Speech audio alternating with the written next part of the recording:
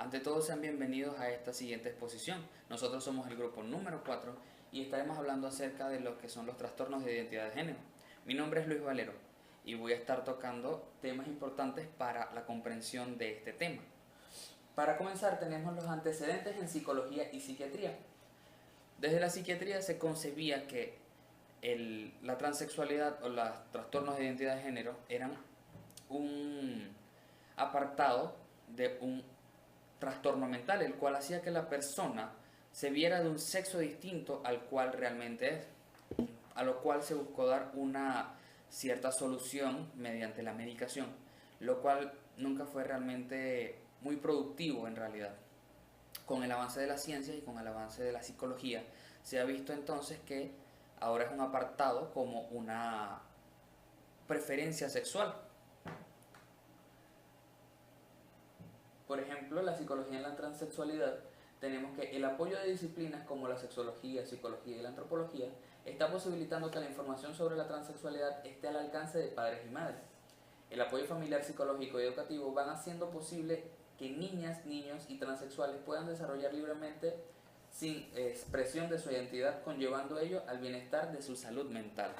Es importante tener la información clara y concisa de realmente qué es la transexualidad y de cuáles son estos apartados, los cuales ahora se definen como una preferencia sexual, ya que esto va a, va a repercutir en la salud mental de los niños que están con estas condiciones. Para continuar tenemos lo que son las UTIG, que serían las unidades de trastorno de identidad de género, que son apartados los cuales se enfocan en la atención integral de este tipo de trastornos y de personas, eh, dando apoyo tanto a nivel psiquiátrico, psicológico y médico, según las necesidades de cada uno, ya sea en la adaptación de su proceso o la dotación de hormonas, las cuales ayuden a su proceso de forma biológica. Para continuar, es importante tocar el tema de lo que es la disforia. La disforia de género en el DSM-5 se define como la incongruencia del género sentido y el género asignado. Entonces tenemos que el género asignado a la persona no es el mismo que siente en su identidad sexual, lo cual causa cierta incongruencia y cierto malestar en la persona. Anteriormente la disforia se usaba como un sinónimo de transexualidad, pero ahora se utiliza para denominar la incomodidad que siente la persona al sentir un sexo distinto al cual posee. La identidad de género, tenemos que se nace con una predisposición a un sexo y cognitivamente es el darse cuenta precoz de pertenecer a un sexo y no al otro.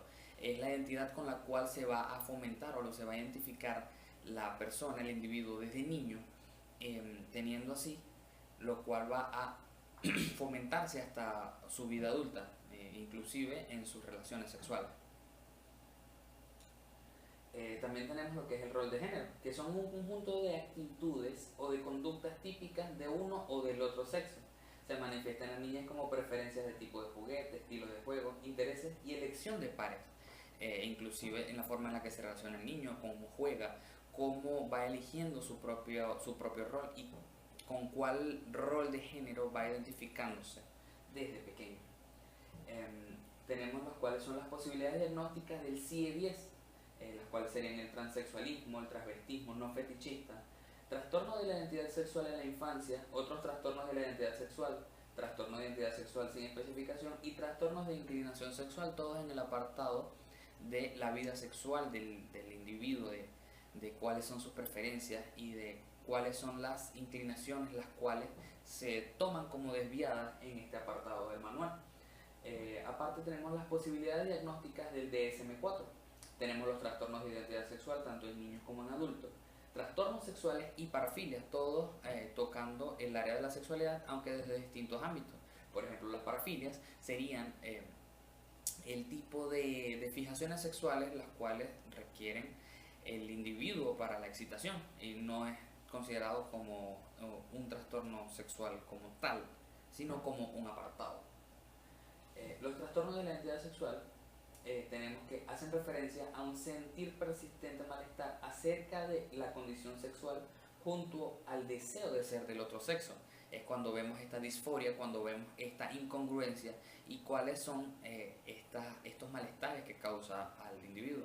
Vamos a estar tocando lo que son los temas de cómo o cuáles son estos trastornos de identidad.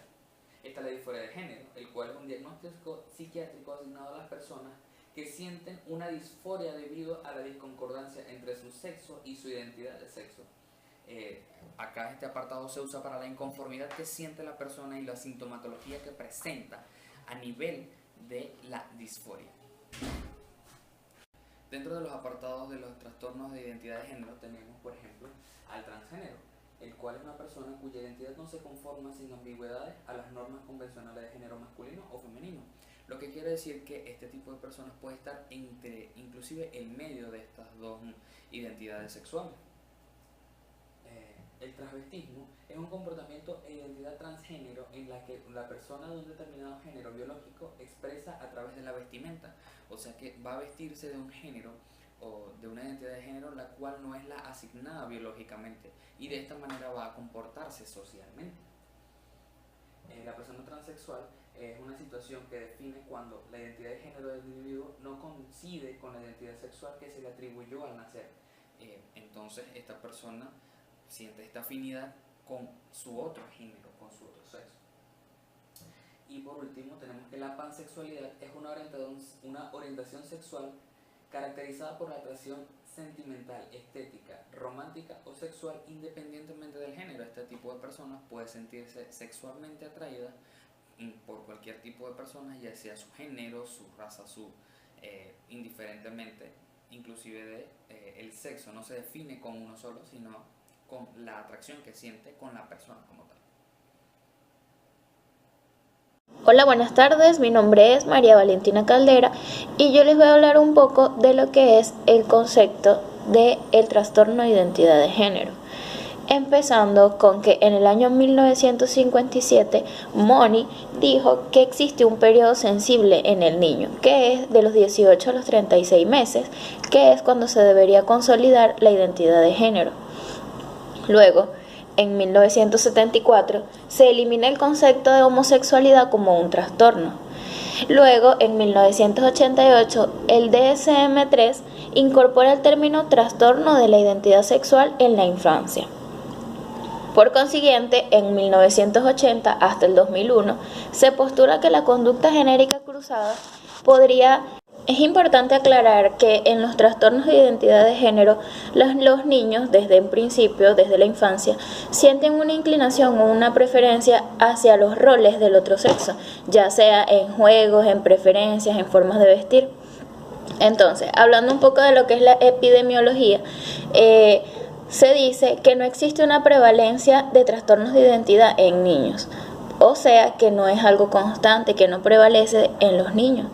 Hay estudios que dicen que uno de cada 11.000 hombres en Holanda lo es una persona con trastorno de identidad de género. Y uno de 30.400 mujeres en Holanda también. Entonces, ¿qué quiere decir esto? Que es más común en mujeres. Entonces, hablemos un poco de lo que es el cuadro clínico de estas personas con trastorno de identidad de género. Primero que nada, son conductas iniciales que aparecen desde la etapa de lactancia y preescolar, según algunos estudios. El 90% de los casos aproximadamente se inicia a los 5 años. También existe un malestar intenso y persistente por el género y rechazo a sus atributos. El deseo persistente o la insistencia de pertenecer al sexo opuesto, rechazo a sus genitales, intereses por otros juegos, por juegos del otro sexo. En otros casos muy extraños ocurre el transexualismo desde pequeños. Entonces, esto es un poco de lo que es el cuadro clínico de estas personas. Ok. Según el DSM-4, existen ciertos criterios que cumplen las personas con trastorno de identidad de género. El primero es la identificación persistente con el rol del otro sexo. El segundo es el malestar persistente con su propio sexo y el sentimiento de inadecuación a su propio género, a su propio rol. Luego tenemos lo que es la alteración no coexistente de una enfermedad intersexual, o sea que ya ha sido descartada una enfermedad intersexual en la persona. Y por último, esta alteración provoca un malestar clínicamente significativo, un deterioro social, un deterioro laboral y en distintas áreas de su vida puede perjudicar las actividades de la persona, ya sea desde la adolescencia hasta la adultez. Por último tenemos lo que es la etiopatogenia, que propone dos hipótesis, la hipótesis psicológica y hipótesis por mecanismos biológicos. ¿Qué nos quiere decir la psicológica? Que son aspectos intrínsecos de la persona de manera psicológica, por antecedentes psicológicos quizá de nuestro entorno, de nuestras creencias familiares, y otra que son los mecanismos biológicos que nos dicen que es algo que viene dentro de la persona, que es algo que no se puede controlar, que va en los genes, que es biológico. Por otra parte tenemos el nivel de actividad en estos niños. Se dice que los niños tienen menor actividad en grupo que las niñas. Las niñas, según estudios, tienen mayor actividad en su infancia. Y por último, se puede decir, según algunas teorías, que en animales el nivel de actividad se ha relacionado con la exposición hormonal prenatal. O sea, que esto puede ser influenciado por la exposición hormonal que tengan los niños en el embarazo. Buenas, mi nombre es Gloria. En este caso hablaremos del refuerzo social de las conductas cruzadas. Se considera que existe mayor influencia en el aspecto biológico que en el aspecto psicológico, debido a que las madres con niños con TIG refuerzan y toleran más las conductas afeminadas, en vez de controlarlas, debido al alto deseo que tienen de poder tener una niña. En el caso de la relación parentofilial, Stoller considera que mientras más madre y menos padre, más feminidad. Los niños con TIG dicen sentirse más cercanos a sus madres. No hay estudios grandes en niñas, pero se ha visto una desidentificación materna. En este caso, existen ciertos conflictos con el padre por el apego tan grande que tiene el niño hacia su madre. Son más las actividades que realiza con su mamá que con su papá. Y por último, un 4% restante presenta una orientación heterosexual sin TIG. Al hablar de transexualidad para un psicólogo, se define como un individuo que se siente atrapado en un cuerpo de otro sexo, es decir, soy una mujer o un hombre atrapado en el cuerpo de una mujer o un hombre. En las propuestas que se tienen para el DSM-5 se considera el cambio de nombre de trastorno de identidad de género a disforia de género, que su duración sea un mínimo de 6 meses, que el punto A y B del DSM actual se unifique y se encuentre en un único punto. Aparte de eso, que el deseo de ser del otro sexo sea un síntoma necesario, y subtipificar presencia o ausencia de un trastorno del desarrollo sexual. La presencia de este trastorno sería un factor predisponente.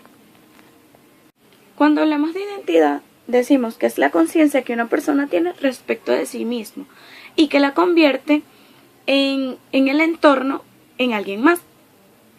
Es decir, es la característica que tiene cada individuo para sobresalir dentro de una sociedad. El pseudohermafroditismo consiste en padecer la normalidad física o trastorno de diferenciación sexual, de tener la constitución genética de un sexo y los órganos genitales de otro. Es decir, yo soy mujer, pero nací con un pene. Al hablar del hermafroditismo verdadero, es un término médico para una condición intersexual en la que un individuo nace con tejido ovárico y testicular. Es decir, en este caso, el individuo nace con las dos, con un pene y con una vagina. Las personas con atracción homosexual son aquellas que sienten amor o gusto por alguien de su mismo sexo. En el caso de la patología general se encuentra un riesgo inespecífico de desarrollar TIG. Son pocos los estudios que se realizan por patologías de paternidad. Aparte de eso, se observa que las madres con niños con TIG presentan más depresión y trastorno de personalidad limítrofe. Son muchísimos mayores los síntomas de depresión, obsesividad y compulsividad y aparte agresividad. Se considera que los niños tienen trastorno de ansiedad por separación y el 73% presentan vínculos afectivos inseguros con su mamá. En la secuencia, la madre encuentra a su hijo bello, el niño en las primeras exploraciones comienza a encontrar cosas de mujer, artículos femeninos. Es aquí donde el padre comienza a ignorar e interactuar mucho menos con su hijo por esas conductas atípicas en las cuales no está acostumbrado y no acepta, sigue en negación, hasta que suceden ciertos hechos donde la madre comienza a hacer conciencia de esas actitudes de su hijo. En el caso del diagnóstico diferencial en los niños se encuentra el transvestismo, el espectro de identificación de género cruzado, como lo es el caso de la inmasculinidad juvenil, los marimachos y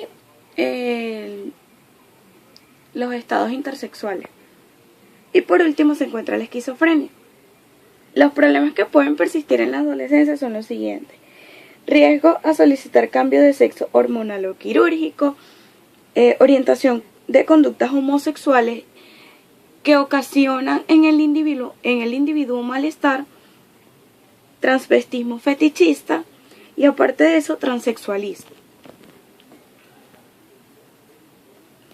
Como tratamiento se tiene distinguir variables normales, es decir, aquellas conductas que se consideran normales y aquellas atípicas en el individuo. Aparte de eso, una evaluación fina y acabada. La intervención es más eficaz en la infancia que en la adolescencia.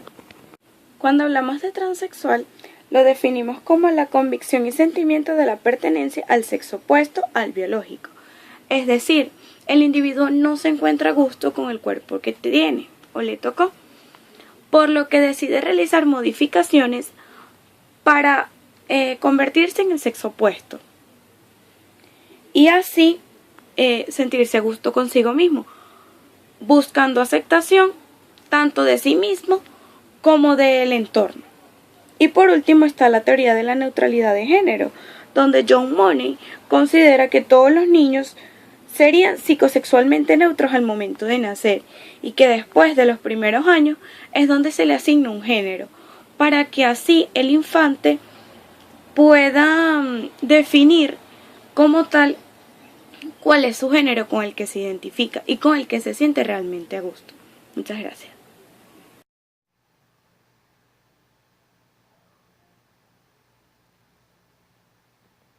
Continuando con el tema de la psicofisiología de la sexualidad, es necesario tener en cuenta que la sexualidad humana está representada por dos aspectos. Uno de ellos es la satisfacción de la necesidad y el deseo sexual. En el ser humano es indispensable que exista o que haya una excitación, ya que de esta va a depender que se dé o no la reproducción. La excitación sexual además sirve para crear vínculos sociales y muy importante porque ayuda con la búsqueda y la obtención del placer. En la sexualidad influyen aspectos como la cultura, el entorno donde se encuentra el individuo, el intelecto con el que éste cuente. Todos estos aspectos van a influir en el comportamiento sexual de la persona, dejando en un segundo plano a los instintos. Sin embargo, el instinto sexual es el elemento principal dentro de la sexualidad.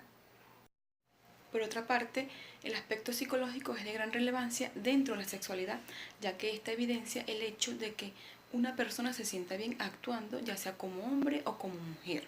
Además de si está satisfecho con el rol que está desempeñando en la sociedad, es decir, si éste cumple con sus expectativas o no.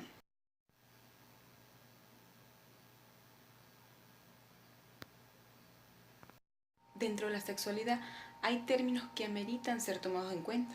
Estos son la orientación sexual y la identidad sexual. La orientación sexual no es más que las relaciones que el individuo establezca con otras personas. Estas relaciones pueden ser sexuales o emotivas, ya sea heterosexuales, es decir, entre hombre y mujer, homosexuales, es decir, dos hombres o dos mujeres, bisexuales, que la persona sienta atracción tanto por hombres como por mujeres, o asexuales, donde la persona no siente atracción por ningún género. La identidad sexual está relacionada con aquellas características que hacen diferente a cada sexo, con las preferencias sexuales, los sentimientos y la actitud que el individuo tenga ante el sexo.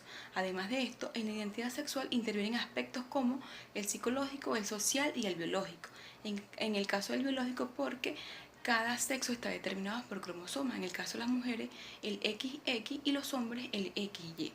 Entonces la identidad sexual es ser consciente de pertenecer a un sexo u otro, es decir, en ser hombre o ser mujer.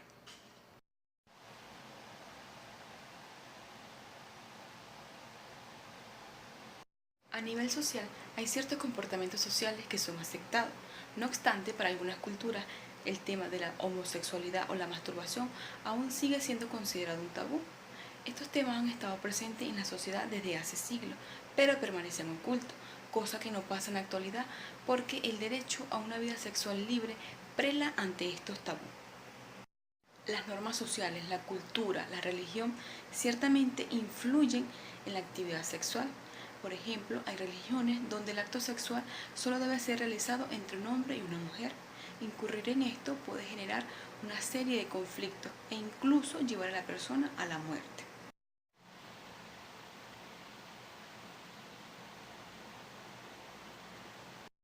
La actividad sexual lleva inmersa diferentes prácticas sexuales, entre ellas está el coito, es decir, el encuentro íntimo entre dos personas del mismo sexo o del sexo opuesto. Otra de las prácticas es el sexo oral, donde intervienen los labios y la lengua, los cuales causan estimulación a los órganos genitales. En el caso de las mujeres es conocido como cunilingus y para los hombres como felación. Otra de las prácticas es el sexo tántrico, de origen budista, y el cual coloca la actividad sexual como una exploración hacia la espiritualidad. La masturbación es otra de las prácticas sexuales y esta se hace con la intención de estimular los órganos genitales para causar placer. Esta estimulación la puede hacer el mismo individuo o con otra persona. Además de esto está el sexo anal, donde se introduce el pene o juguete sexual en el ano para generar también placer. Otra de las prácticas es el frop o el tribadismo. El frop para los hombres y el tribadismo para las mujeres. Estas prácticas consisten en frotar los genitales mutuamente con la intención de generar placer y se puede realizar por diferentes posiciones sexuales.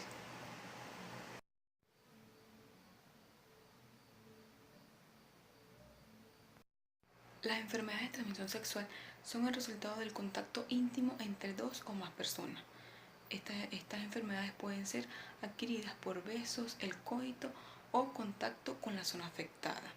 Es necesario destacar que cuando las enfermedades de transmisión sexual no son atacadas a tiempo, estas pueden causar enfermedades cardiovasculares, cáncer o incluso llevar a la persona a la muerte.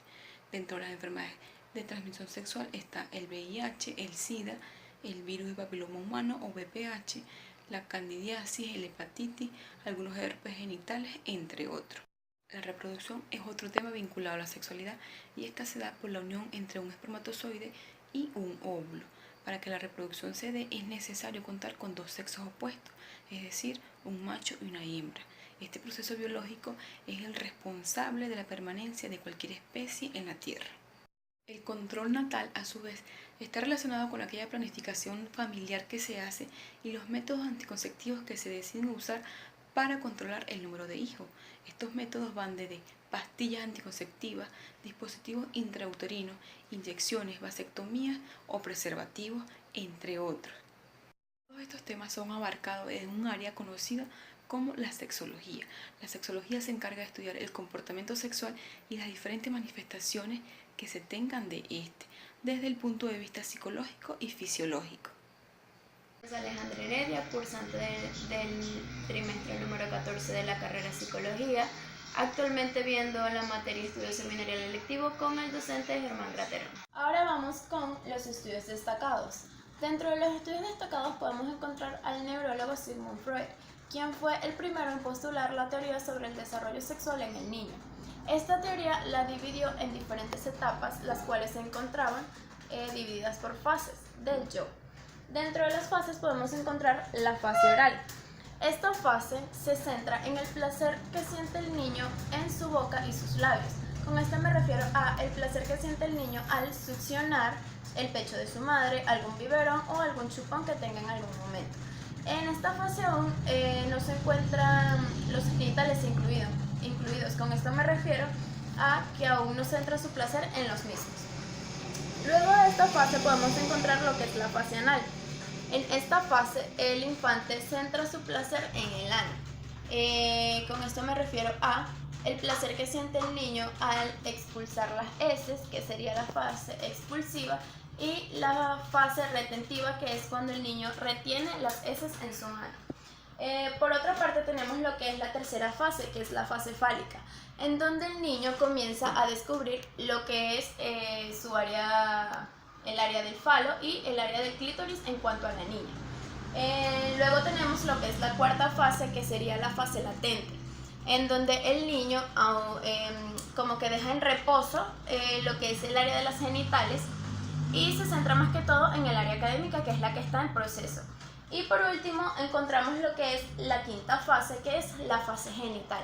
Esta fase se da a partir de los 12 años en adelante y consiste en que el individuo centra el placer en su zona genital, como bien lo dice el nombre de la fase.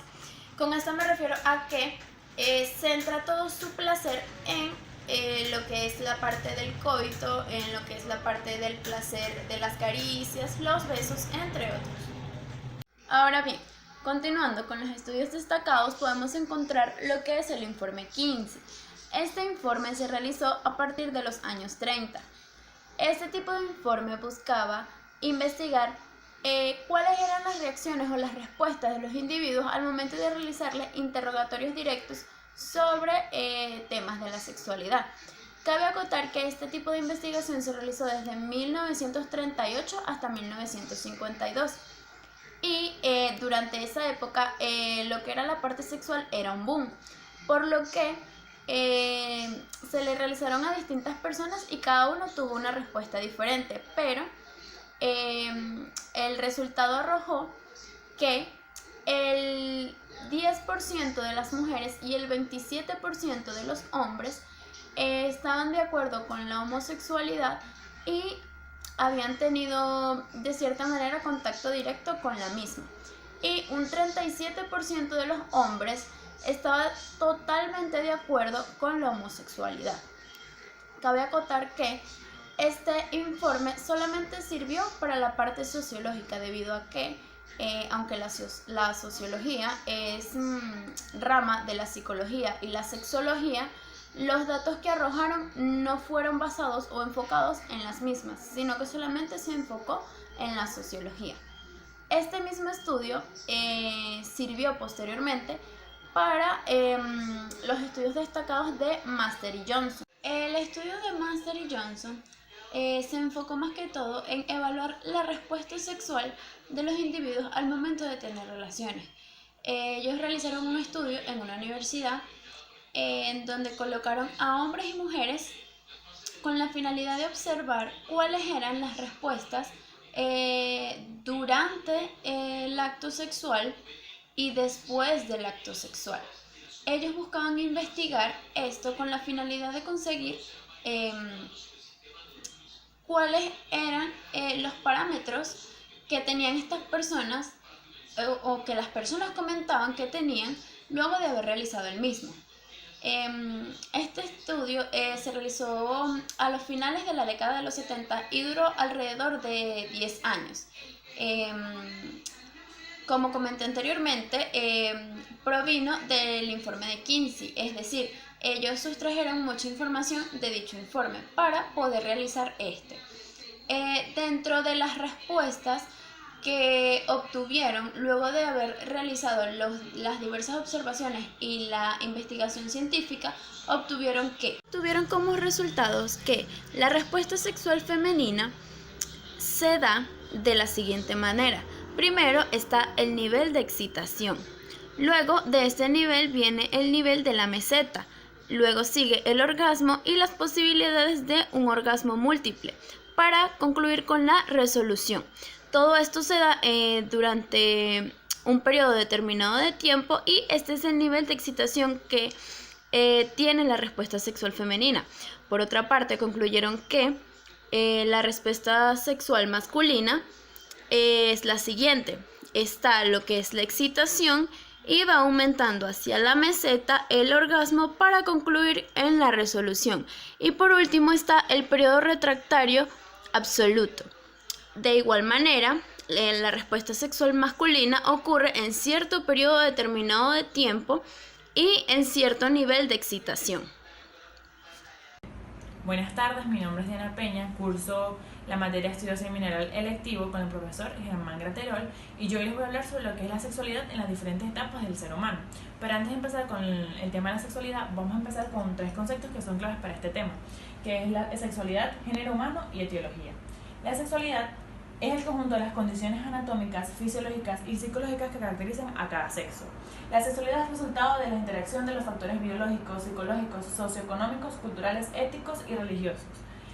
Luego tenemos género humano. Se entiende por género la construcción social y cultural que define las diferentes características emocionales, afectivas, intelectuales, así como los comportamientos que cada sociedad asigna como propios y naturales de hombres o mujeres. Y el último concepto que tenemos es la teología.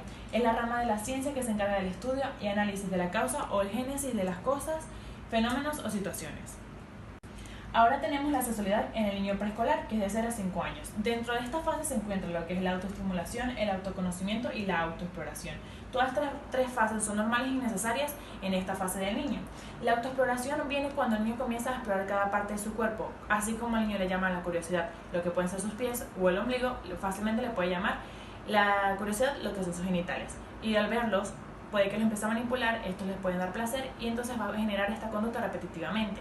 Y esto es totalmente normal. Tenemos al niño en 1 año. El placer radica principalmente de los padres. Cuando esto nos referimos a lo que son caricias, el contacto que tengan con ellos siempre le va a dar placer. De igual manera como amamantar, succionar, estas cosas también le dan agrado al niño.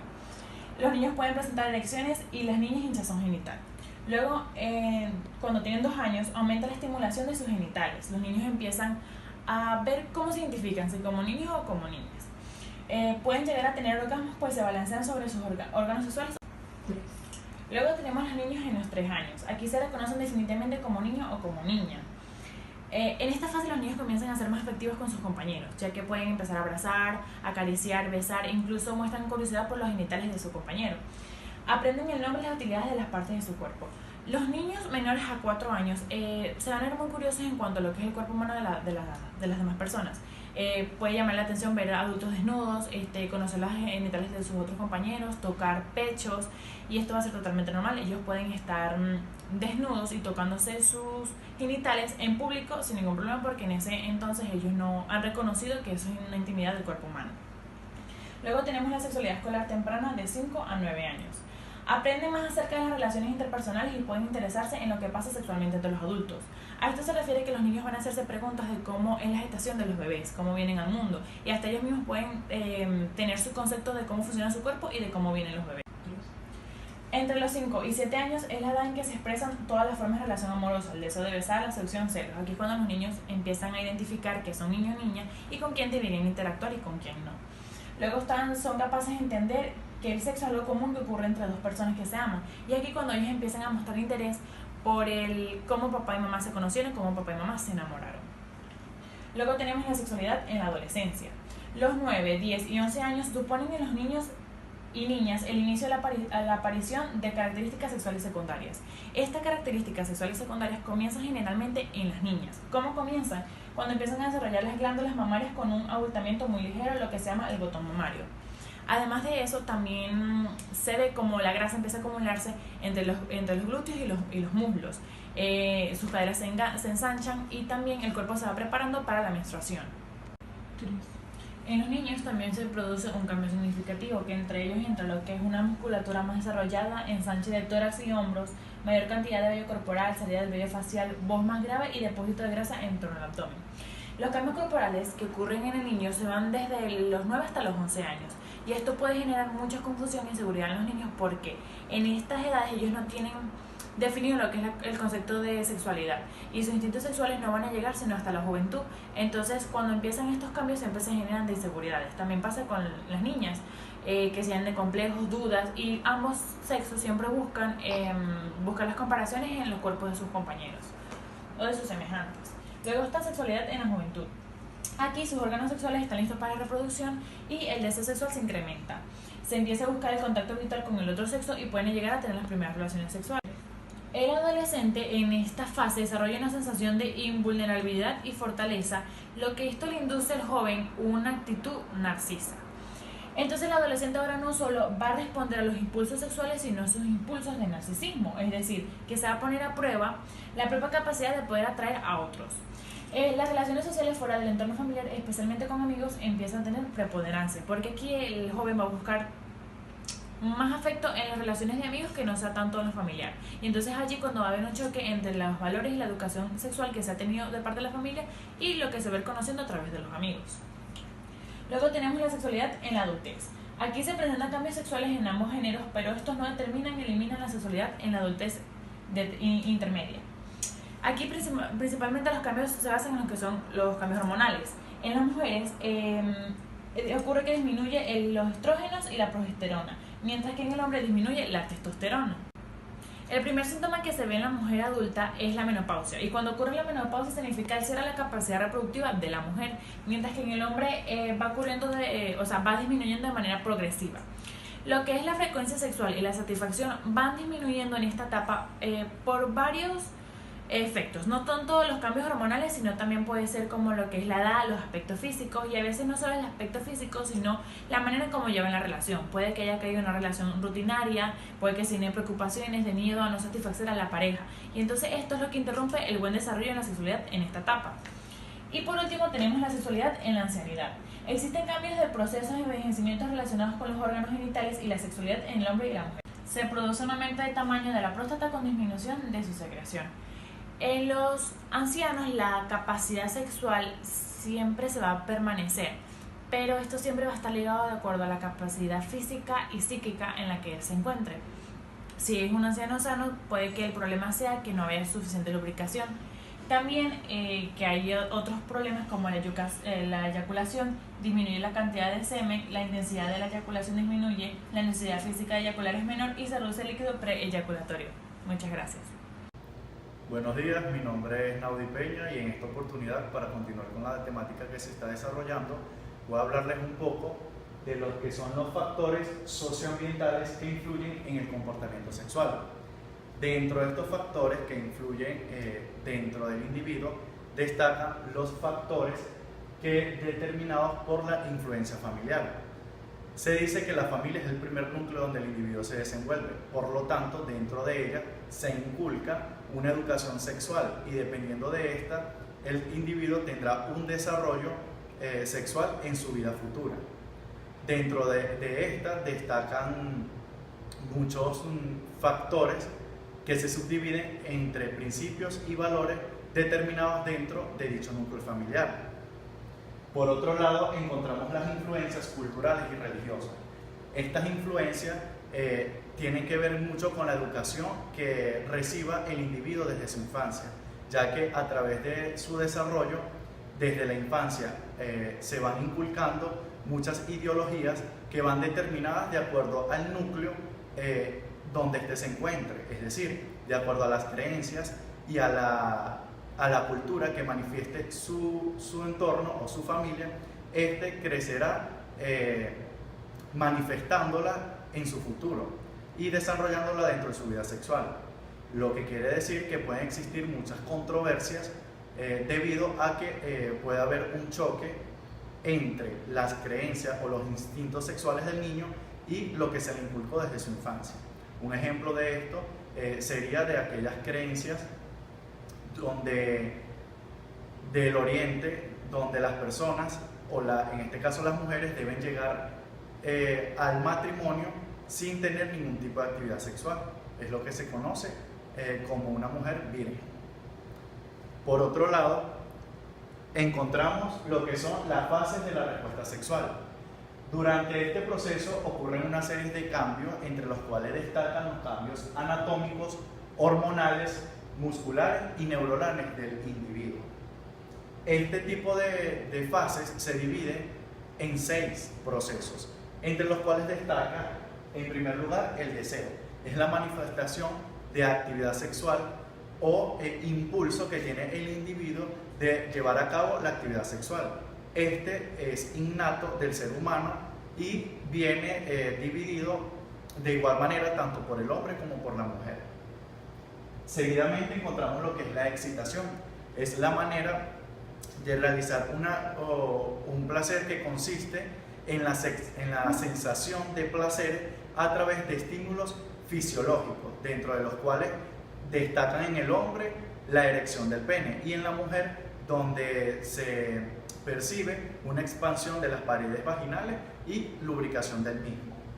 Por otra parte encontramos la meseta.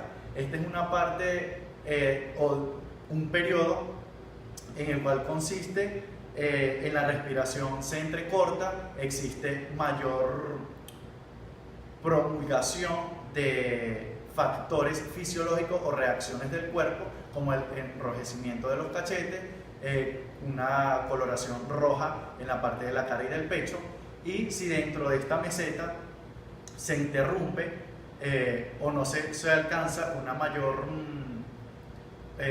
prolongación de la actividad sexual del individuo, puede estar interferida por diversos factores. Si la excitación del individuo desaparece, puede influir en el hombre. Si pierde la erección, puede existir malestares desagradables dentro de los testículos, y dentro de la mujer puede existir una resequedad vaginal. Seguidamente encontramos lo que es el orgasmo como número 4. Dentro del orgasmo es el mayor deseo o el alcance de la satisfacción sexual, es decir, donde el individuo alcanza su mayor placer sexual. Seguidamente tenemos la resolución.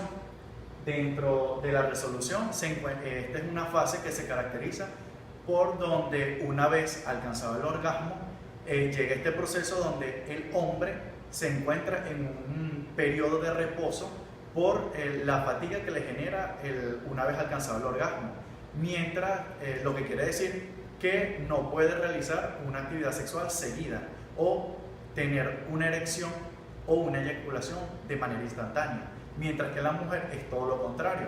En la mujer se puede seguir teniendo su actividad sexual muy normal y no interfiere en resequedad vaginal y sigue estando estimulada. Y por última parte encontramos la satisfacción sexual. Este influye mucho lo que es la plenitud sexual del individuo de manera particular y se entrelaza lo que es la espiritualidad con la parte sentimental, es decir, donde la persona se siente totalmente atraída tanto por el físico como por la interacción que pueda tener en la parte afectiva con la pareja o con la persona que está llevando a cabo la actividad sexual. Buenos días, mi nombre es María Gracia Aldana, cursante de la materia de Estudios Seminarial Electivos con el profesor Germán Graterol. Yo les voy a hablar hoy sobre el cerebro y la sexualidad, la agresividad sexual y los trastornos de la sexualidad. El cerebro y la sexualidad. Es evidente que externamente entre los hombres y las mujeres existen muchas diferencias, pero es menos evidente que internamente existen muchas más. El cerebro es el órgano con más diferencias sexuales del cuerpo. Un ejemplo sencillo de esto es que él rige el comportamiento entre hombres y mujeres. Por ejemplo, los testículos masculinos envían cargas hormonales al cerebro, los cuales guían su comportamiento y a su vez los masculinizan. Hay 3 factores biológicos claves para entender las diferencias sexuales cerebrales. Están las hormonas sexuales, los cromosomas sexuales y el sistema inmunitario. Luego tenemos la agresividad sexual, que es una respuesta a la perturbación provocada por distintas necesidades básicas. Existe una relación muy estrecha entre el circuito de agresividad y el sistema reproductor o la reproducción según el cerebro límbico. Esto hace que algunas personas experimenten placer al momento de comportarse con una conducta agresiva en una actividad o en una relación sexual. Luego tenemos los trastornos de la sexualidad. Nos encontramos con los trastornos del deseo sexual, que es el hipoactivo y el trastorno de aversión al sexo. El hipoactivo trata sobre la falta de interés que puede estar en los hombres y en las mujeres, la falta de interés a la actividad sexual. Y el trastorno por aversión al sexo es el rechazo a tener relaciones sexuales o, más aún, al contacto de las áreas genitales con su pareja sexual. Esto a su vez afecta las relaciones interpersonales y no se debe a la aparición de otro trastorno. Luego tenemos los trastornos de excitación sexual, que son dos: trastorno de excitación sexual en la mujer y trastorno de la erección en el hombre. Esta es que la mujer no es capaz de lubricar adecuadamente cuando ha sido o ha pasado por el proceso normal de estimulación, y esta tiene dificultad para lubricar, lo que hace que la relación sexual se vuelva algo doloroso y existe un rechazo. Luego está el trastorno de la erección en el varón, que esta es que él no es capaz de mantener una erección en el tiempo de la actividad sexual para que ésta culmine de una manera satisfactoria. Esto afecta claramente a las relaciones interpersonales y no se explica mejor por la presencia de otros trastornos ni por el consumo de sustancias. Luego tenemos los trastornos orgásmicos, que son tres: trastorno orgásmico femenino, trastorno orgásmico masculino y eyaculación precoz. En los trastornos orgásmicos femenino y masculino habla sobre la incapacidad o la dificultad para concebir el orgasmo tanto en hombres como en mujeres, o antes de que éste lo desee. Esto afecta a la vida sexual de la persona y de su pareja. Luego tenemos el trastorno sexual por dolor, está la dispareunia y el vaginismo. La dispareunia es el coito con dolor, que se da tanto en hombres como en mujeres. Y el vaginismo es cuando las paredes vaginales se cierran parcial o totalmente y no permiten que la penetración pueda darse, o por ende no se dé ninguna actividad sexual. Esto afecta a las relaciones interpersonales de la persona y no se explica mejor por la presencia de otro trastorno. Y ahora tenemos el trastorno sexual inducido por sustancias. Según el DSM, tiene tres criterios. El criterio A dice que ese trastorno sexual afecta a las relaciones interpersonales de la persona. El criterio B dice que cumple con 30 días, que la afección del criterio A, es decir, que las dificultades en sus relaciones interpersonales tienen una duración de más de un mes. Y la segunda dice que el consumo de sustancias o de medicamentos afecta a las actividades sexuales. Las sustancias pueden ser drogas, alcohol, tabaco o cualquier orgasmo, tanto en hombres como en mujeres. Incluso cuando ha sido o ha pasado por la fase de excitación normal, una estimulación normal, no son capaces de concebir el orgasmo. Esto afecta sus relaciones con parejas y su relación interpersonal. No se explica mejor por la presencia de otro trastorno. Luego tenemos la eyaculación precoz. Esta es cuando el hombre eyacula durante... Buenos días, mi nombre es Clara Chirino. A mí me tocó hablar sobre la hipersexualidad. ¿Qué es la hipersexualidad? Es un aumento excesivo en la actividad sexual de una persona, conllevando consecuencias negativas. Según la OMS, esto no es más que una excitación elevada. Los estudios han indicado que esta condición la sufre más el 85% de los hombres y el 65% de las mujeres. La hipersexualidad llega a ser negativa el momento que las personas se obsesionan con tener solamente relaciones sexuales, dejan de compartir con la familia, dejan de hacer otras cosas que son importantes en la vida diaria para solamente tener sexo. Ahora bien, el punto G. La pared de la vagina contiene multitud de puntos erógenos. Entre ellos se encuentran el punto G.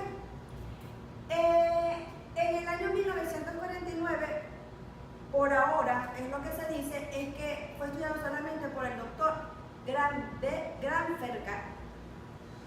Este doctor indica que el punto G está entre la pubis y dentro de la vagina. Solamente se puede lograr un orgasmo, el punto G, aquellas mujeres que trabajen un poco más esa parte. ¿Por qué? No es lo mismo el clítoris que el punto G.